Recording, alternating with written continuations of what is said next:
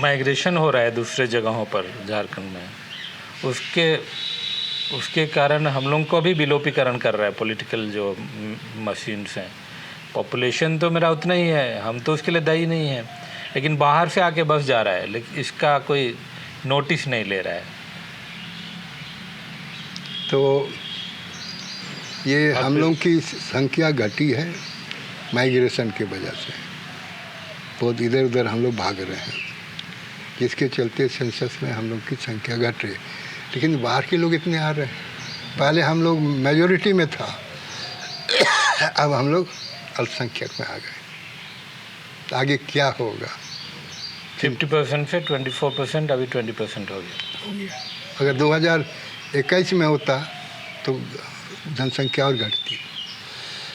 अगर आज जब भी सेंसस होगा पता नहीं और क्या हम लोग की जनसंख्या होगी, क्योंकि यहाँ जितना फैक्ट्रीज हम लोग की ज़मीन पे जो बना है, प्योर में भी बाहर का आदमी को ले आता है, यहाँ के लोगों को नौकरी नहीं देता है।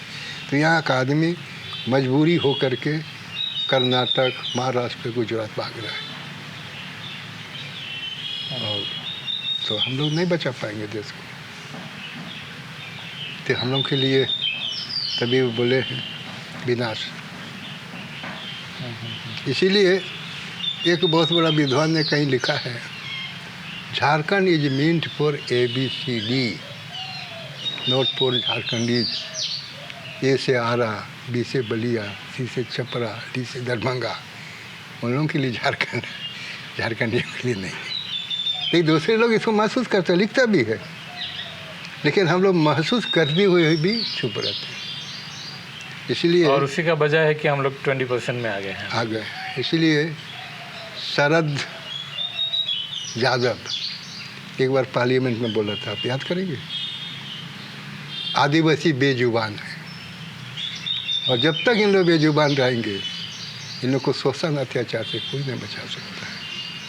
जो आदिवासी एरिया के लिए 25 अनुसूची अलग से संविधान बना है, जब तक इन लोग बेजुबान रहेंगे 25 अनुसूची लागू नहीं होगा, उन लोगों को संरक्षण नहीं दे पाएगा।